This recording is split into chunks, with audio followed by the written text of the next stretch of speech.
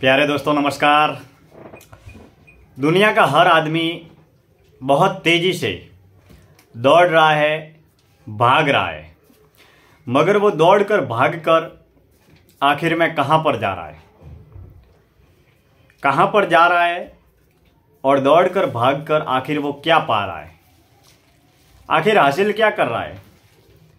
यानी कि इस संसार में आपको जितने भी व्यक्ति सामाजिक, पारिवारिक, व्यावसायिक स्तर पर जितने भी लोग आपको मिलेंगे, वो सारे के सारे लोग देह तल पर जीने वाले लोग आपको मिलेंगे।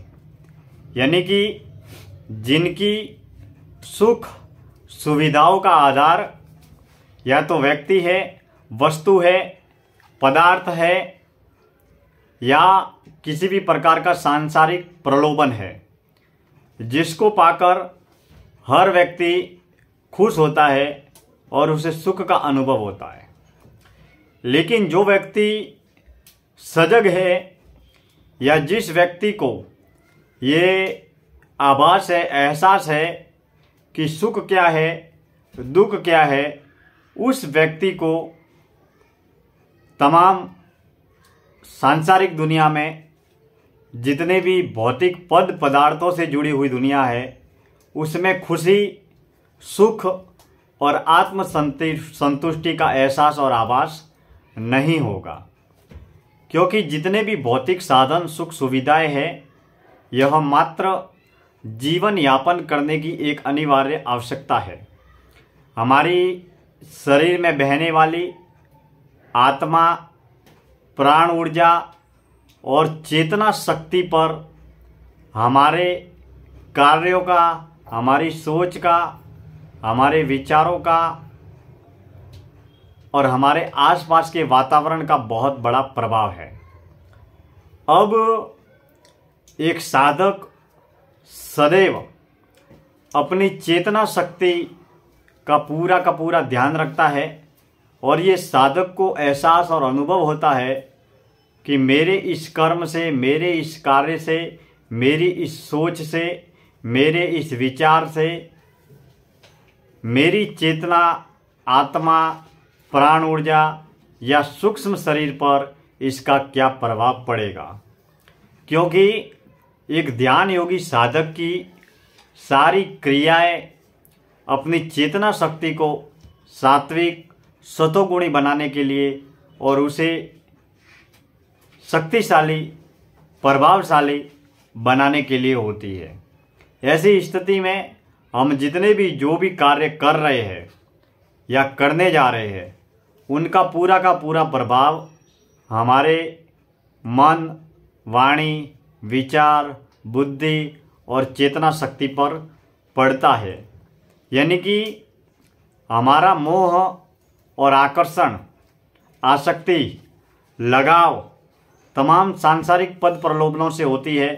लेकिन जिसे मालूम है कि इन तमाम चीज़ों का नाम, धन, पैसा, प्रॉपर्टी, इसकी उपयोगिता जीवन के गुजारे से ज़्यादा नहीं है, ऐसी स्थिति में हम सदैव अपनी चेतना के तल पर जीने का प्रयास करते हैं और अपनी चेतना शक्ति को शक्तिशाली और प्रभावशाली बनाने के लिए एक व्यक्ति जब भी प्रयास करता है तो उन प्रयासों में वह लगातार सफल भी होता है और आगे भी बढ़ता चला जाता है।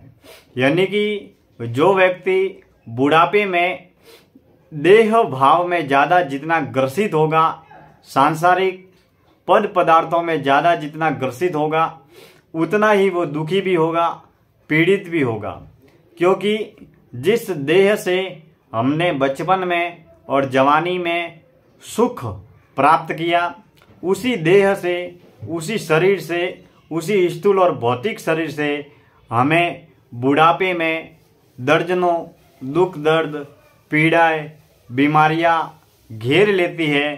फिर वही शरीर, जिस शरीर से हमने सुख प्राप्त किया है, संपन्नता प्राप्त की है, उसी शरीर से हमें जब दुख, दर्द, पीड़ाएं प्राप्त होती है तो वह व्यक्ति पीड़ित रहता है, दुखी रहता है, आकुल व्याकुल रहता है। ऐसी स्थिति में उनका जीवन बहुत ही निराशाजनक होता है।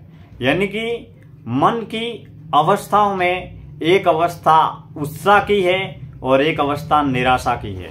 यानी कि दोनों अवस्थाओं में मात्र एक विचार है, निराशा भी विचार है और उत्साह भी विचार है।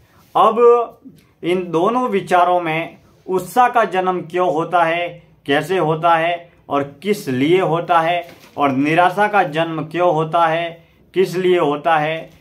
ऐसी स्थिति में अगर कोई व्यक्ति निराश है, उदास है, हताश है, और कोई व्यक्ति खुश है, प्रसन्न है, सुखी है, उत्साहित है, तो इन दोनों विचारों के प्रति हमारे किए जाने वाले कार्य, हमारे आसपास के वातावरण, भौतिक सुख साधन और हमारी मन की अवस्थाओं का पूरा प्रभाव है। यानी कि एक देह तल पर जीने वाला जो भी व्यक्ति होता है उसे तमाम भौतिक साधनों में ही सारा सुख नजर आता है, और जो व्यक्ति चेतना के तल पर जीने वाला है या सूक्ष्म शरीर के तल पर जीने वाला है, उसे अपनी चेतना के स्तर पर आत्मा के कल्याण के लिए या आत्मा के आनंद के लिए जब वो कार्य करता है तो उसे आत्म आनंद की अनुभूति होती है। यानी कि सूक्ष्म शरीर, स्थूल शरीर और कारण शरीर में, इस संसार में, परिवार में, व्यापार में, समाज में जितने भी लोग आपको मिलेंगे वो देह तल पर जीने वाले और देह तल पर मरने वाले लोग ही आपको मिलेंगे।